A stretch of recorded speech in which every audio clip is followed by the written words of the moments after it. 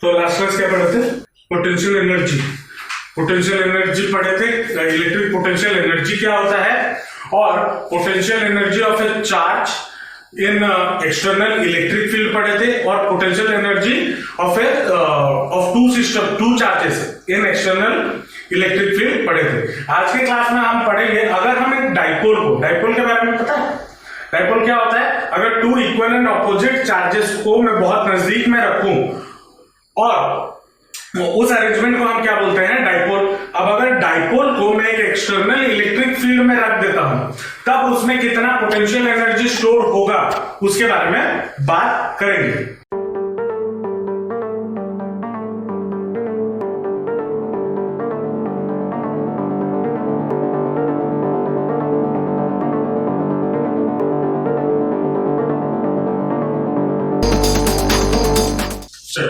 मान लो आपके पास एक एक्सटर्नल इलेक्ट्रिक फील्ड है जो कि है ये, ठीक है, यूनिफॉर्म एक्सटर्नल इलेक्ट्रिक फील्ड है। यूनिफॉर्म एक्सटर्नल इलेक्ट्रिक फील्ड का मतलब क्या हो गया कि हर जगह इलेक्ट्रिक फील्ड हमारा क्या है?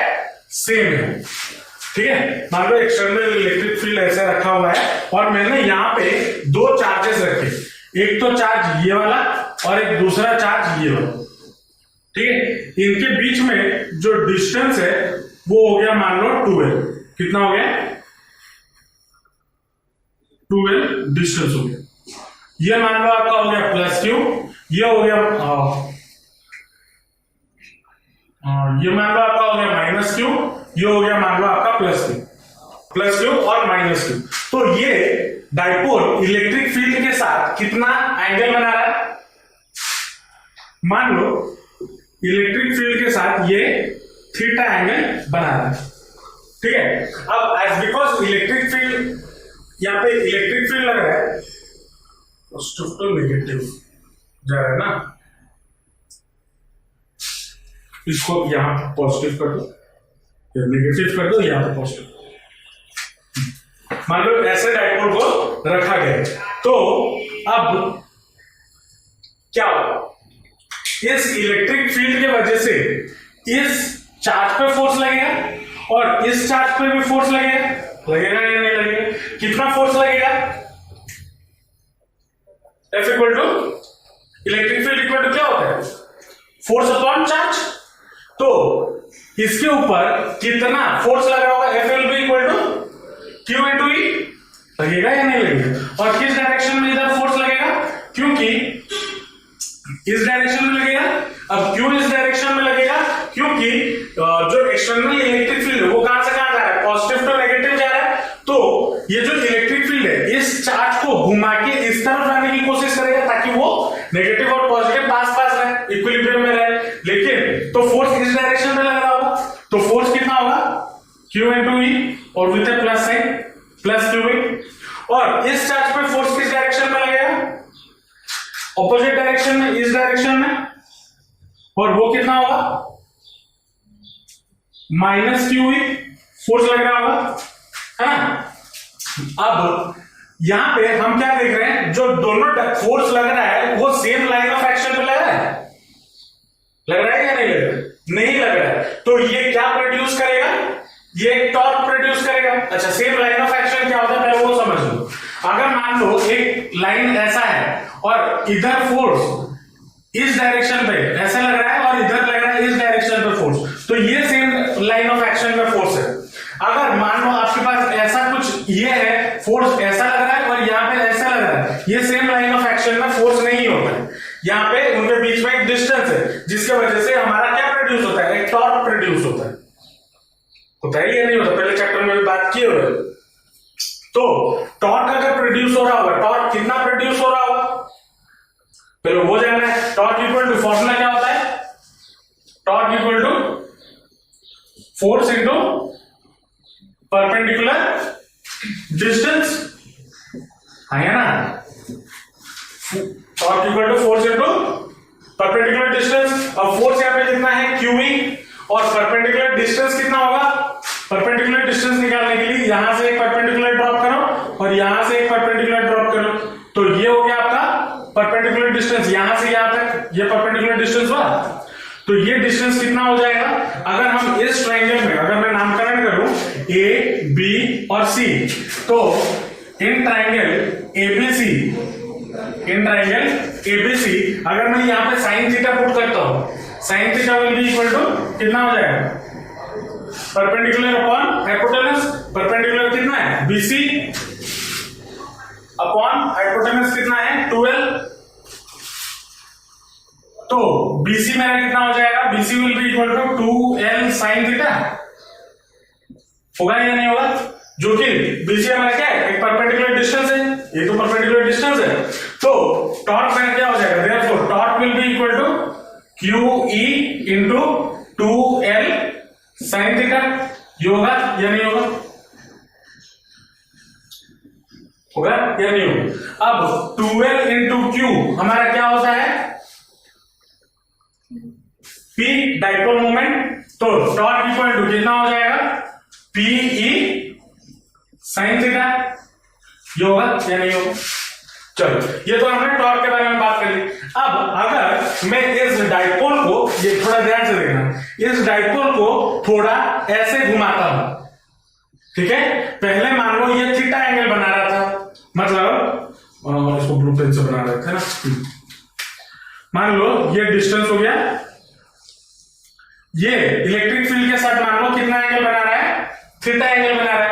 अब मान लो थीटा 1 एंगल बना रहा है, ठीक है। मैं इस डाइपोल को थोड़ा इस तरफ घुमा देता हूं, इस तरफ घुमा दूंगा, मतलब यहां पे आ जाएगा प्लस क्यू और यहां पे आ जाएगा माइनस क्यू, और ये हो गया। पहले ये थीटा एंगल बना रहा था, अब कितना एंगल बनाएगा, अगर परपेंडिकुलर यहां से यहां ड्रॉप करें, मान लो ये वाला जो एंगल है वो कितना हो गया, थीटा 2 एंगल हो गया। इनिशियली था थीटा 1 पे, फिर जब घुमाया कितना एंगल बना, थीटा 2 एंगल बना। समझ में आ रहा है या नहीं है। तो इतना छोटा सा एंगल, मान लो मैंने इनका जो डिफरेंस है थीटा 1 माइनस थीटा 2, वो मान लो डेल्टा थीटा, मतलब चेंज इन थीटा। तो वर्क डन मेरा कितना हो जाएगा, work done W equal to कितना होता है, formula W equal to force into displacement, है ना, है या ना, तो कुछ तो बोलो। तो वर्क डन मेरा क्या हो जाएगा, उसके लिए मैं कुछ कर नहीं सकता। W work done equal to कितना हो जाएगा, फोर्स इनटू डिस्प्लेसमेंट, और फोर्स हमारा कितना लग रहा है, टॉर्क। तो दैट विल बी, अब बिकॉज मैं यहाँ पे एक छोटा सा डिस्प्लेसमेंट कर रहा हूं, तो मेरा एक छोटा सा वर्क डन होगा। तो छोटा सा work done DW will be equal to कितना, फोर्स इनटू छोटा सा डिस्टेंस। छोटा सा डिस्टेंस क्या है, थीटा 2 माइनस थीटा 1, या फिर क्या बोल सकते हैं, डी थीटा बोल सकते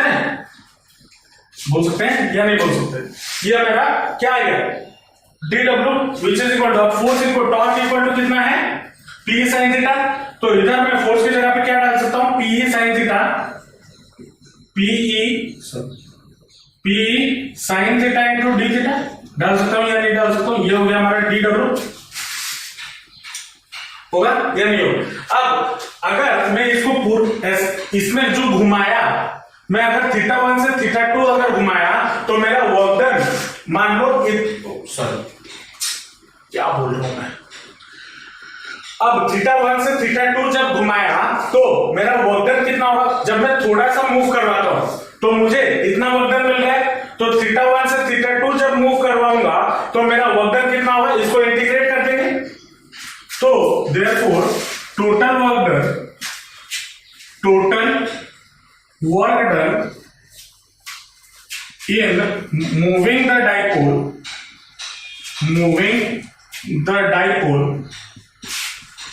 from theta 1 to theta 2 कितना हो जाएगा, integration of DW equal to integration of PE sine theta d theta, और लिमिट कहां से कहां होगा, थीटा 1 से लेकर थीटा 2, क्योंकि थीटा 1 से लेकर थीटा 2 घुमा रहा होगा या नहीं होगा। अब यहां पे अगर हम देखें, जो डाइपोल मोमेंट है वो कांस्टेंट है, E भी कांस्टेंट है। अच्छा, DW का इंटीग्रेशन मेरा कितना हो जाएगा, total work done, net work done W वह नहीं होगा। तो ये कितना हो जाएगा, PE कांस्टेंट है, तो PE बाहर आ गया, integration of sine theta d theta, और कहां से कहां तक, थीटा 1 से लेकर थीटा 2 तक। अब साइन थीटा का इंटीग्रेशन क्या होता है, माइनस कॉस थीटा, फॉर्मूला याद रखना, इंटीग्रेशन ऑफ साइन थीटा आपका होता है sine theta d theta equal to minus cos theta, ये हो, ठीक है। तो इसको अगर इंटीग्रेट करें तो W इक्वल टू कितना हो जाएगा, since W equal to P E minus cos theta, और लिमिट कहां से कहां तक, थीटा 1 से लेके थीटा 2 तक। अब इसको सॉल्व करने के लिए क्या करना होता है, upper limit minus lower limit. तो W इक्वल टू कितना हो जाएगा, PE minus cos theta 1 theta 2 minus of minus cos theta 1, या नहीं होगा। इसको अगर सॉल्व करें, यहां से ब्रैकेट हटा है तो ये माइनस माइनस क्या हो जाएगा, प्लस हो जाएगा। तो W इक्वल टू मैं क्या लिख सकता हूं, PE cos theta 1 minus cos theta 2, लिख सकता हूं या नहीं लिख सकता हूं, लिख सकता हूं। और ये जो वर्क डन हुआ यही हमारा एनर्जी स्टोर हो गया, पोटेंशियल एनर्जी स्टोर होगा। तो this therefore W equal to U equal to PE cos theta 1 minus cos theta 2, ये हमारा पोटेंशियल एनर्जी स्टोर होगा इन द डाइपोल, होगा या नहीं होगा, समझ में आया या नहीं है, पक्का लिख लो पहले और उसमें और आगे चलेगा। अगर मान लो मैं ये जो पोजीशन था मैंने पहले इनिशियली इस डाइपोल को कैसे रखा था, ऐसे रखा था। अब अगर मैं इनिशियली उस डाइपोल को ऐसे रखता, ठीक है ना, क्योंकि जब हम कोई भी मेजरमेंट करते हैं, हम ऐसा क्यों रखेंगे, जब भी हम कोई मेजरमेंट करते हैं हम उसका जीरो से कैलकुलेट करते हैं, जीरो से मेजर करते हैं। क्या बोला था, अगर हम कोई भी चीज को मेजर करते हैं, मेजर करने का मतलब अगर मैं मान लो स्केल से मेजर करता हूं तो मैं स्टार्ट कहां से करता हूं, जीरो से। मुझे एक इनिशियल पॉइंट चाहिए होता है ना कोई भी चीज को मेजर करने के लिए। तो वैसे ही यहाँ पे ये तो हमने जो फॉर्मूला निकाला ये जनरल पॉइंट के लिए, मतलब मैं डाइपोल को ऐसे रखूं कैसे भी रखूं, वो फॉर्मूला मेरा काम आ जाएगा। लेकिन इसका एक क्या जो कैलकुलेटेड फॉर्मूला होता है, क्या कैलकुलेटेड फॉर्मूला, हम यहाँ पे क्या इमेजिन करके चलते हैं, इफ वी प्लेस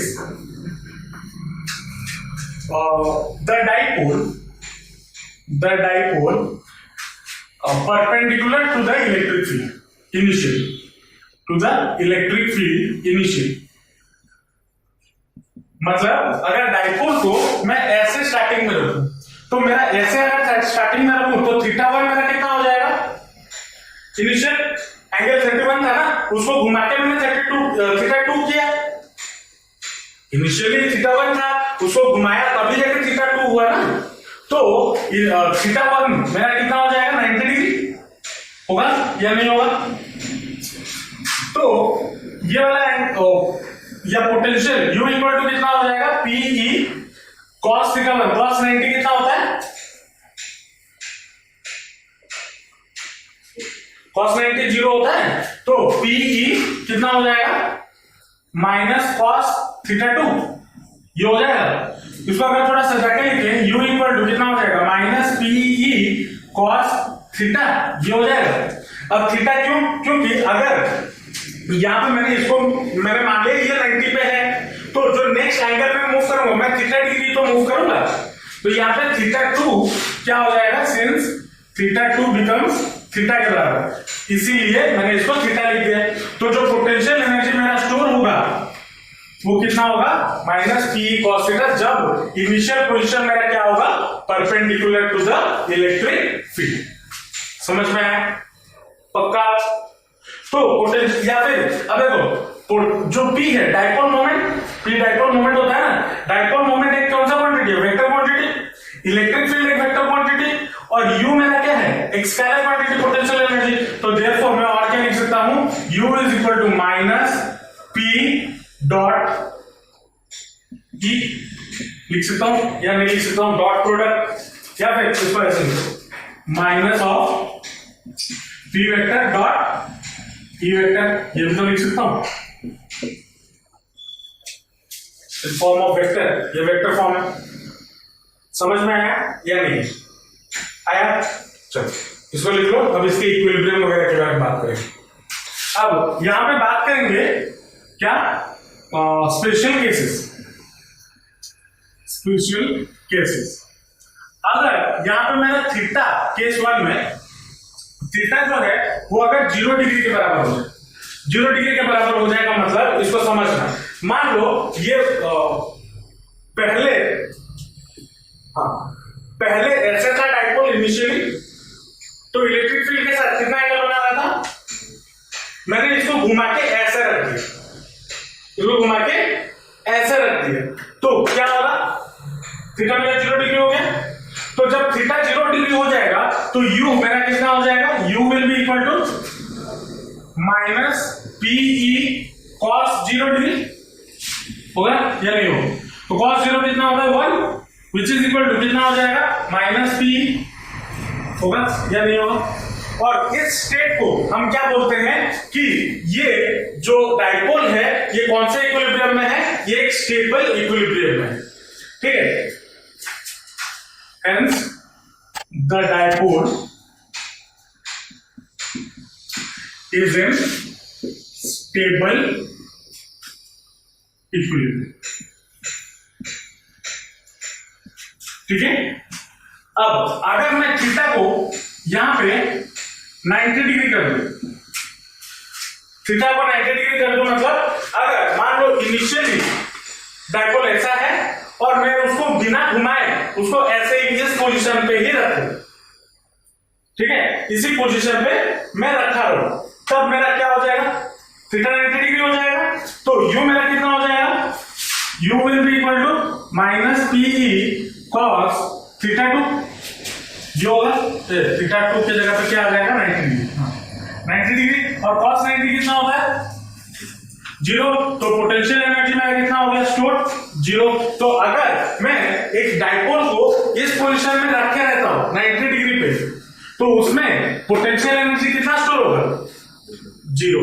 तो अगर आपको एग्जाम में क्वेश्चन पूछे कि एक डाइपोल को अगर मैं एक्सटर्नल इलेक्ट्रिक फील्ड में रख रहा हूं तो उसमें पोटेंशियल एनर्जी 0 कब होगा, जब वो डाइपोल इलेक्ट्रिक फील्ड के साथ कितना एंगल बना रहा होगा 90 डिग्री बना रहा होगा, तब मेरा पोटेंशियल एनर्जी कितना हो जाएगा 0 हो जाएगा। चलो अब मान लो यहां पे मैंने क्या किया था, मैंने डाइपोल को पहले डाइपोल ऐसे था ना, उसको मैंने 0 डिग्री पे घुमाया था, मतलब ऐसे घुमाया था। अगर मैं इस वाले एंगल को मतलब डाइपोल को पहले ऐसे था उसको पूरा एका पूरा ऐसे घुमा उल्टा कर, ठीक है, अगर पूरा को पूरा मैं उल्टा कर दूं तो क्या हो जाएगा, थीटा मेरा कितना हो जाएगा, या फिर सॉरी मैंने गलत बोला, अगर मान लो डाइपोल ऐसा था, मैं पहले 0 डिग्री घुमाया था मतलब ऐसे घुमाया था, अगर मैं डाइपोल को ऐसे घुमा दूं अब मेरा थीटा 2 कितना हो जाएगा, पहले था कैसे, पहले था ऐसे, ठीक है ना 90 डिग्री बन रहा था, अब मैंने डाइपोल को इस डायरेक्शन में इधर घुमा दिया, लेटा दिया इसको, तो इलेक्ट्रिक फील्ड का डायरेक्शन इस तरफ, डाइपोल का डायरेक्शन इस तरफ, तो ये टोटल एंगल कितना हो गया 180 डिग्री हो गया। तो नंबर 3 केस 3 में if theta equal to 180 degree हो जाए, अगर 180 डिग्री हो जाए, इसको मैं घुमा के कैसे रख दिया इस तरफ ले गया, तो अगर थीटा इक्वल टू 180 डिग्री हो जाएगा तो u will be equal to कितना माइनस PE cos 180, और cos 180 का वैल्यू कितना होता है -1, तो u इक्वल टू मेरा कितना हो जाएगा PE हो जाएगा और यह नहीं हो जाएगा। तो और इस वाले कंडीशन अब देखोगे अगर तीनों केस में हम देखें पोटेंशियल एनर्जी मैक्सिमम कब है, जब 180 डिग्री है, और मिनिमम कब है जब 0 डिग्री पे है। तो जब यहां पे पोटेंशियल एनर्जी या U इज क्या है मिनिमम, और यहां पे U हमारा क्या होगा मैक्सिमम, तो हेंस अब इसको क्या बोलते हैं, hence the dipole is in unstable equilibrium, और U हमारा क्या होगा U इज मैक्सिमम। समझ में आया? तो इस केसेस के बेसिस पे क्वेश्चन पूछ लेता है एग्जाम में, ठीक है। तो केसेस दिमाग में रखना। अब ये केस आप कैसे दिमाग में रख सकते हो, अगर ये पूरा जो कॉन्सेप्ट है जो हमने किया अगर वो दिमाग में रहा, समझ में आया पूरा का पूरा कॉन्सेप्ट पक्का। अगर मैं एक डाइपोल को एक्सटर्नल इलेक्ट्रिक फील्ड में रखता हूं तो उसमें क्या क्या होता है हमने समझा, उसमें क्या टॉर्क लगता है, किस डायरेक्शन में घूमता है, कितना एनर्जी उसमें स्टोर होता है, वो हमने देखा। समझ में आया पक्का। इतना लिख लो। इसके ऊपर 2-3 क्वेश्चन न्यूमेरिकल करेंगे जो हमारे एग्जाम्स में आए हुए हैं, ठीक है, लिख लो। अब आते हैं न्यूमेरिकल्स पे जो इस डाइपोल के रिलेटेड हमें एग्जाम में पूछे जाते हैं या फिर पूछे गए हैं। ये जो दोनों क्वेश्चंस हैं ये बोर्ड में पूछे जा चुके हैं, ठीक है। क्या कैसे सॉल्व करेंगे वो समझ लो, तो हर टाइप के क्वेश्चंस को आप सॉल्व कर पाओगे। पहला क्वेश्चन क्या बोला है, an electric dipole of length 2 centimeter is placed with its axis making an angle of 60 degree to a uniform electric field of 10 to the power 5 Newton per coulomb। मतलब यहाँ पे जो एक्सटर्नल इलेक्ट्रिक फील्ड है, solution पे आते हैं, external electric field है वो कितना गिवन है, E equal to 10 to the power 5 Newton per coulomb, ये गिवन है ना। और क्या गिवन है, length of the dipole given है, मतलब 12 आपको कितना गिवन है, 2 centimetre which is equal to 0.02 metre, ये गिवन है। अच्छा, अब यहाँ पे क्या बोला है, if it experiences a torque of 8√3 newton metre, मतलब टॉर्क यहाँ पे आपको कितना गिवन है, 8√3 न्यूटन मीटर। पूछा क्या है, कैलकुलेट मैग्नीट्यूड ऑफ चार्ज, मतलब क्यों पूछा है, क्यों पूछा है, और P2 में potential energy of the dipole, मतलब U पूछा है ना। अब हमें क्या पता है, U is equal to, formula क्या होता है, अच्छा पहले बिट पे आता है, पहला बिट में हमें क्या निकालना है, चार्ज निकालना है। अब हमें टॉर्क का फॉर्मूला क्या पता है, टॉर्क इज इक्वल टू कितना होता है, PE sin थीटा, होता है या नहीं होता, अभी पढ़े थे। अब P इक्वल टू कितना होता है, P equal to Q into 2L, होता है या नहीं होता। तो टॉर्क इक्वल टू कितना हो जाएगा, Q into 2L into sine theta into E, ये होगा सारा। तो Q इक्वल टू कितना हो जाएगा, torque upon E into 2L sine theta, ये हो जाएगा। अब यहाँ पे थीटा को गिवन है angle, placed with the axis making an angle of 60 degree with किसके साथ, with uniform electric field, मतलब थीटा यहाँ पे हमें कितना गिवन है, 60 डिग्री, ये भी गिवन है। चलो अब यहाँ पे टॉर्क मेरा कितना हो, जो चार्ज मेरा कितना हो जाएगा, टॉर्क कितना गिवन है, 8√3 डिवाइडेड बाय इलेक्ट्रिक फील्ड कितना गिवन है, 10 to the power 5 into 2L length कितना गिवन है, 0.02 इंटू साइन कितना हो जाएगा, साइन 60, और साइन 60 का वैल्यू कितना होता है, √3/2। तो इसको मैं क्या लिख सकता हूं, 8√3 divided by 10 to the power 5 into 0.02 into √3, और ऊपर यहां पे आ जाएगा 2, होगा या नहीं होगा। बेसिक ट्रिगोनोमेट्री का टेबल याद रख लेना, ठीक है। हालांकि मैथ्स नहीं लिए हो, लेकिन फिजिक्स में तुम स्टार्टिंग से देख लो कितना मैथ यूज कर रहे हैं, अभी तो और भी है।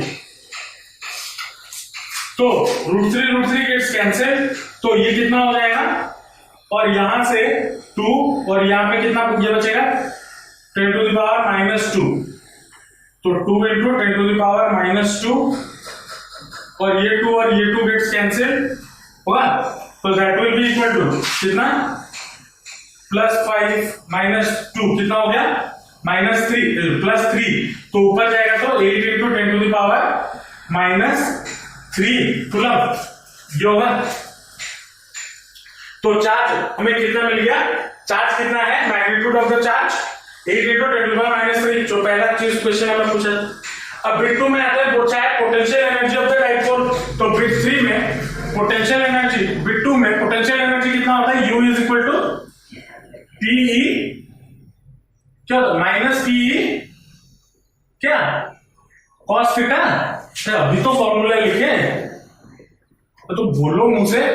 तो ये कितना हो जाएगा, माइनस इंटू P कितना है, Q Q कितना निकला 8 into 10 to the power -3 into 12 कितना है 2 इंटू 10 टू द पावर -2 फिर इलेक्ट्रिक फील्ड कितना है into 10 to the power 5 into cos theta cos कितना 60 डिग्री ये होगा ये नहीं होगा।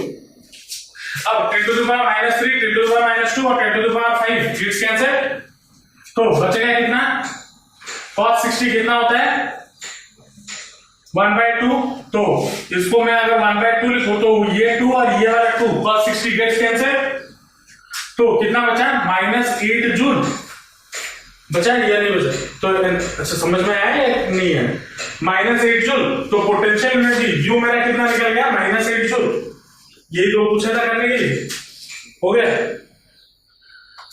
देखो फिजिक्स में क्वेश्चन मैं बार बार बोल रहा हूं स्टार्टिंग से अभी भी बोल रहा हूं फिजिक्स में क्वेश्चन सॉल्व करने के लिए पहले क्वेश्चन को पढ़ो क्या क्या गिवन है उसको नोट डाउन कर लो और जो पूछा है उसके रिलेटेड हमें कुछ फॉर्मूला पता है या नहीं है उस हिसाब से देख के डाल दो फिजिक्स का न्यूमेरिकल हो गया सॉल्व। नेक्स्ट क्वेश्चन क्या बोला है an electric dipole of length 4 cm when placed with its axis making an angle of 60 degree with a uniform electric field experiences a torque of 4√3 Newton meter. Calculate the magnitude of E. ये पूछा है। अब यहाँ पे हमें क्या क्या given है पहले वो बताओ मैं नहीं बताऊंगा आप बताओ क्या क्या गिवन है क्वेश्चन पढ़ के हाँ 12 गिवन है सॉल्यूशन में है 12 कितना गिवन है which is equal to कितना मीटर हो जाएगा 0 या फिर 4 into 10 to the power -2 metre ये हो गया। और क्या गिवन है थीटा गिवन है 60 डिग्री और क्या गिवन है 4√3 क्या है टॉर्क गिवन 4√3 गिवन है क्या है 4√3 वो तो बताओगे 4√3 न्यूटन मीटर और कुछ गिवन है और कुछ गिवन नहीं है। यहां पे देखो पूरा क्वेश्चन पढ़ो चार्ज गिवन है क्यों कितना +8 नैनोकूलम मतलब 10 टू द पावर कितना होगा -9 तो क्यू आपको कितना गिवन है 8 into 10 to the power -9 coulomb ये गिवन है इतना चीजें गिवन है। अब आते हैं बिट 1 में इलेक्ट्रिक फील्ड निकालने के लिए बिट 1 में हमें क्या पता है torque is equal to PE क्या होता है साइन थीटा ये होता है तो इलेक्ट्रिक फील्ड इक्वल टू कितना हो जाएगा torque upon P sign theta ये होगा। अब टॉर्क इक्वल टू कितना है 4√3 डिवाइडेड बाय पी हमें कितना पता है चार्ज इंटू 12 तो 8 into 10 to the power -9 into 4 into 10 to the power -2 ये होगा इंटू साइन थीटा साइन 60 कितना होता है √3/2 तो ऊपर आ जाएगा 2 और नीचे आ जाएगा √3 ये होगा तो √3 गेट्स कैंसिल 4 से 4 गेट्स कैंसिल 2 से ये गेट्स कैंसिल तो 1/4 होगा ना 1/4 मतलब कितना हो जाएगा 0.25 तो 0.25 इंटू कितना हो जाएगा 10 to the -9 10 to the -2 कितना 10 to the power -11 ऊपर जाएगा तो 10 to the power 11 और इलेक्ट्रिक फील्ड जो है ना तो न्यूटन पर कूलम न्यूटन पर कूलम कितना होगा इसको अगर थोड़ा सा जाके लिखें तो 2.5 into 10 to the power 10 Newton पर कूलम ये होगा। तो इलेक्ट्रिक फील्ड मेरा कितना आ गया 2.5 into 10 to the power 10 Newton पर कूलम वही है सारा वैल्यू गिवन होगा बस फॉर्मूला डालना है और निकालना है कोई रॉकेट साइंस नहीं है इसमें बस कैलकुलेशन में थोड़ा अच्छा होना चाहिए और वैल्यू से पता होना चाहिए। उसके बाद बिट 2 में क्या पूछा है potential energy of the dipole तो बिट 2 में potential energy of the dipole कितना हो जाएगा U is equal to -PE cos theta ये होता है तो that is equal to -P कितना होगा 4 into 10 to the power -2 into 8 into 10 to the power -9 into electric field कितना निकला है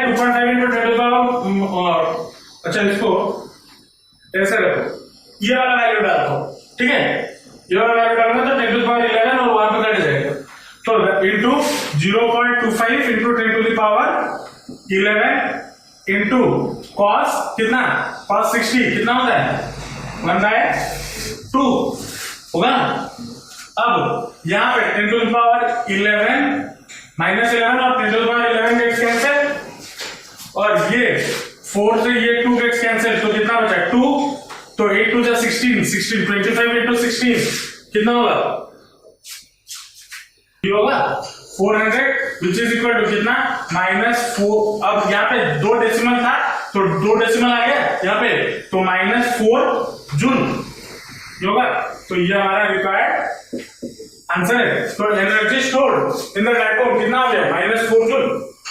ऐसे ही छोटे छोटे क्वेश्चंस आपको एग्जाम में पूछे जाएंगे बोर्ड में, ठीक है, समझ में आया डायपोल का कहानी, उसके रिलेटेड क्वेश्चंस, कोई प्रॉब्लम कोई डाउट फटाफट एनसीईआरटी घर जाना, पेज नंबर 66 एनसीईआरटी का पेज नंबर 66 में potential energy of A dipole in an external electric field given है, वो पढ़ लेना। उसके बाद जो एग्जांपल एक गिवन है 2.6 उसको थोड़ा घर पे कर लेना, ठीक है। दिन में एक क्लास में 1 से 2 पेज या मैक्स टू मैक्स 3 पेज पढ़ाता हूं, तो घर में जाके एक बार मेरा नोट पढ़ लो, नोट पढ़ने के बाद एक बार एनसीईआरटी का थ्योरी पढ़ लो, तो मोस्टली हर चीजें समझ में आ जाएगी।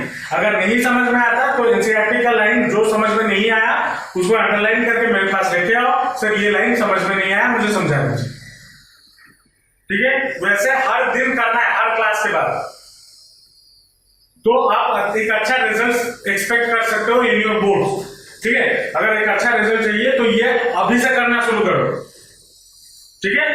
चलो नेक्स्ट क्लास हम इसमें और भी आगे बढ़ेंगे, जो कि डाइलेक्ट्रिक, कंडक्टर, इंसुलेटर, इन सब के बारे में बात करेंगे, ठीक है।